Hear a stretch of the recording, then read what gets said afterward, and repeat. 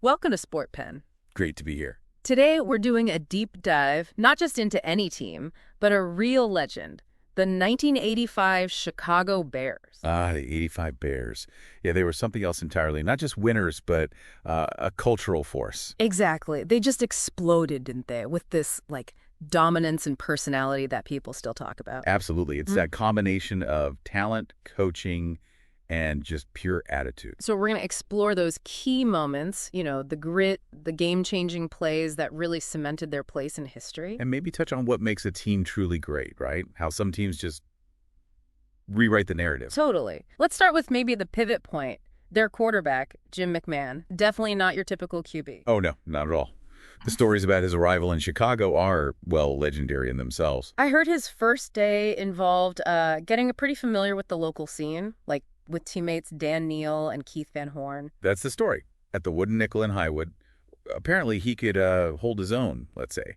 Teammates were impressed. But what's fascinating is that contrast, isn't it? This wild man persona off the field. Right, but then on the field, he had this incredible knack for reading defenses, almost like instinctive. It makes you wonder if that, unconventional streak maybe gave him an edge, a different way of seeing the game. Could be. Yeah. And that style wasn't just evenings out. Remember the training camp story? Oh, the ice water? Yeah. Hilgenberg, Bortz, Thayer, apparently dumping ducats on him just to get him to the last practice because he was feeling the effects of the night before. And he still practiced. Even looking rough, he was out there. That says something, doesn't it? It does. Maybe about commitment, but also maybe about the team dynamic. Yeah. Like they needed him there, hangover or not. It's a funny kind of accountability, I guess. And think about this. The GM, Jerry Venezi, apparently told Ditka, maybe design plays to protect McMahon from himself. Huh. And Ditka? Nope. Ditka basically said, let McMahon be McMahon, which is quite a vote of confidence. Incredible trust.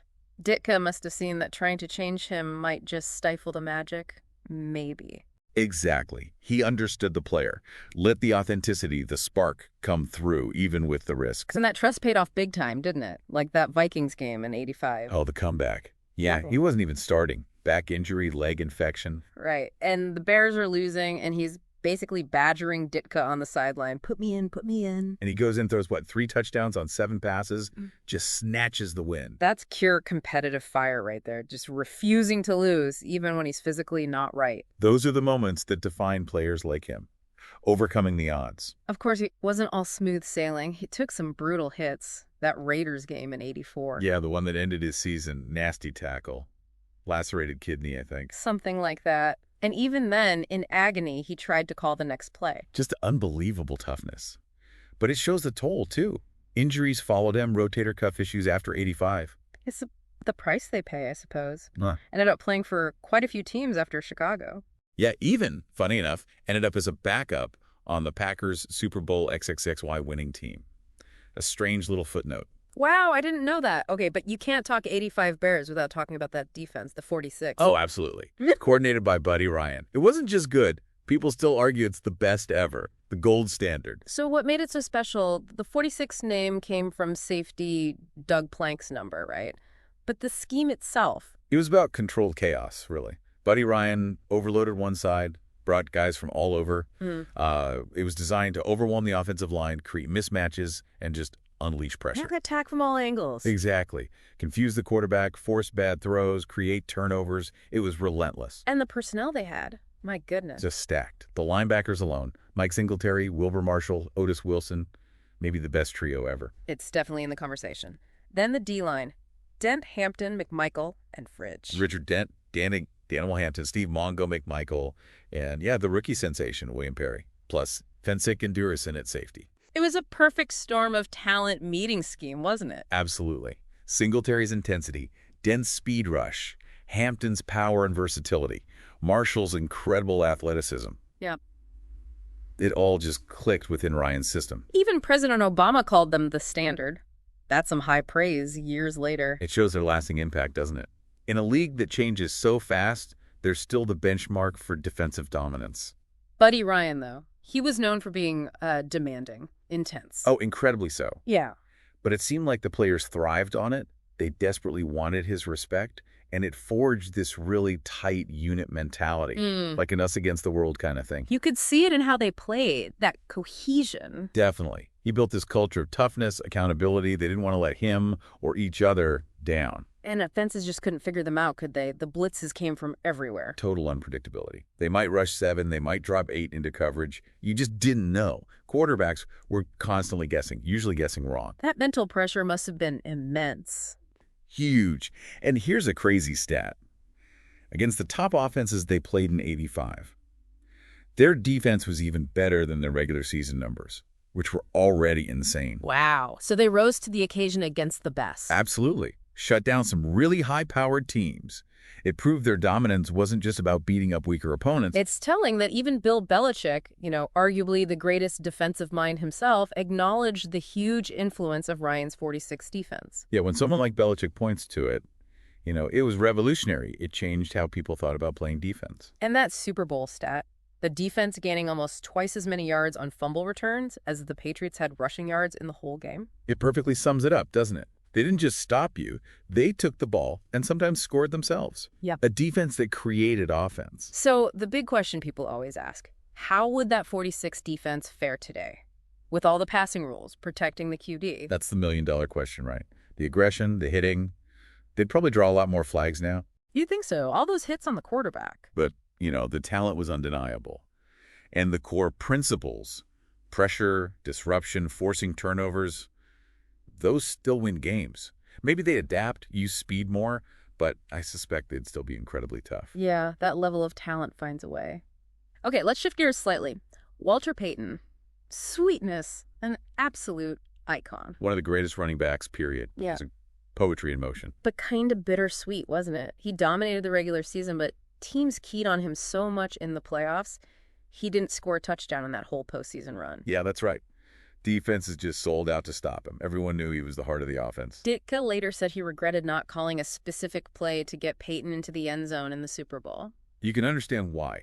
For a guy like Peyton, who meant so much to the team and the city, not getting that Super Bowl TD felt incomplete somehow. Then you had the opposite, maybe. The rookie. Well, the refrigerator Perry. The fridge. Yeah.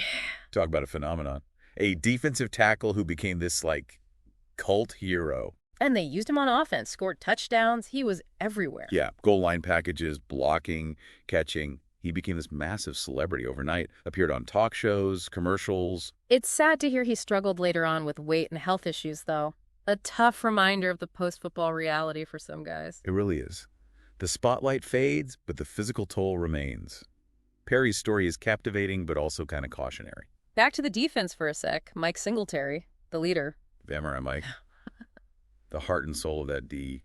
His intensity was just off the charts. NFL Defensive Player of the Year in '85. And those eyes. People always talk about his stare. They said he could intimidate quarterbacks just by looking at them. I believe it. Apparently, his strict upbringing really shaped his discipline and focus. He brought that intensity to every single He snap. anchored everything. But so many other key guys, too. Richard Dent, Super Bowl MVP. Yeah. Relentless pass rusher, off the edge, just unblockable in that Super Bowl. And Dan Hampton, Danimal. So versatile, playing tackle, playing end, dominant wherever they put him. A true force, tough as nails. Interestingly, he was one of the few who refused to do the Super Bowl shuffle. Oh, really? Why? Felt it was arrogant, maybe tempting fate before the game was even played, which, you can kind of see his point. Yeah, fair enough. Then you had Wilbur Marshall, the super athletic linebacker. Incredible range and playmaking ability. Added another layer of speed to that already fast defense. Leslie Frazier led the team in picks that year from the cornerback spot. Yep, great ball skills. Yeah. Such a shame his career ended with that knee injury in the Super Bowl itself. Yeah. But he went on to have a really good coaching career. And Steve McMichael. Mongo. Another tough guy on that D-line. Ditka called him the toughest player he ever coached.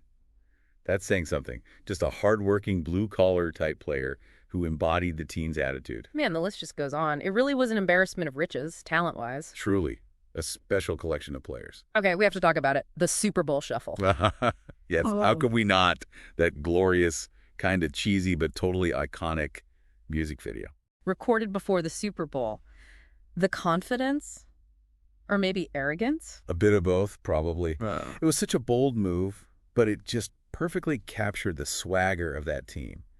and it became this massive hit. It really did define them in a way, didn't it? And the profits went to charity, which is a good angle. Yeah, meant for Chicago area charities. Walter Payton was apparently really behind the idea, very enthusiastic. Which fits his character. But like you said, Hampton wasn't keen. Right. And there are suggestions that maybe McMahon's and Payton's solo parts were filmed separately, using a green screen. Maybe they weren't fully on board initially, or just scheduling conflicts. Interesting. I heard even the Bears ownership was a bit nervous about it. Like the boastful tone, making sure the charity stuff was legit. You can imagine the front office being a little wary. Are we getting ahead of ourselves here? Is this the right image? But it just took off, didn't it? It became the symbol of that team's brash confidence, captured the whole nation's attention. People still remember it. Oh, absolutely. It's inseparable from the legend of the '85 Bears. Yeah. Fun, memorable, and just so. You know, thinking about the timing, their success really seemed to sync up with Chicago itself, kind of finding its footing again, a period of resurgence for the city. Yeah, there's definitely a sense that the team reflected the city's character. Tough, hardworking, maybe a little rough around the edges, but ultimately victorious. They became a symbol of Chicago's strength. And the fans. They traveled to the Super Bowl in New Orleans in huge numbers, right? Like they recreated a piece of Chicago down there. Totally. It was like a home game in the Superdome. That passion, that connection between the team and the city was just incredibly strong. For a city with, let's face it, a lot of sports heartbreak, especially with the Cubs back then. Right, the lovable losers narrative. The '85 Bears actually delivered. They broke through that sense of defeatism for a lot of people. That must have been huge. Immense. Yeah. Winning a championship and doing it with such dominance and personality, it gives a city a massive lift, a shared moment of pure joy. It's why, even now, almost 40 years later, the '85 Bears are still such a hot topic. People love talking about them. They really do. The dominance, the characters, Ditka, McMahon, Singletary, Fridge the Shuffle. Right. It's just such a compelling story. A perfect storm of elements that created this enduring legend. And that defense. Yeah. The debate still goes on, doesn't it? Were they the absolute best ever? That's the sign of true greatness, right? When you're still the benchmark people argue about decades later. Exactly. They set a standard that forces comparison. So wrapping up this deep dive, it's clear the '85 Bears were way more than just a Super Bowl winner. They were, like you said, a cultural moment. A unique blend of larger-than-life personalities, innovative strategy, overwhelming talent, and perfect timing. They didn't just win. They captivated everyone. Their story keeps fascinating us, makes you think about team chemistry, what truly dominant defense looks like, and how one season can just become iconic, etched in history forever. Absolutely. They were unapologetically themselves, achieved greatness, and did it with a style that, well, we haven't really seen since, have we? A truly unique chapter in sports history. Couldn't agree more. Thanks for listening to Sportpen.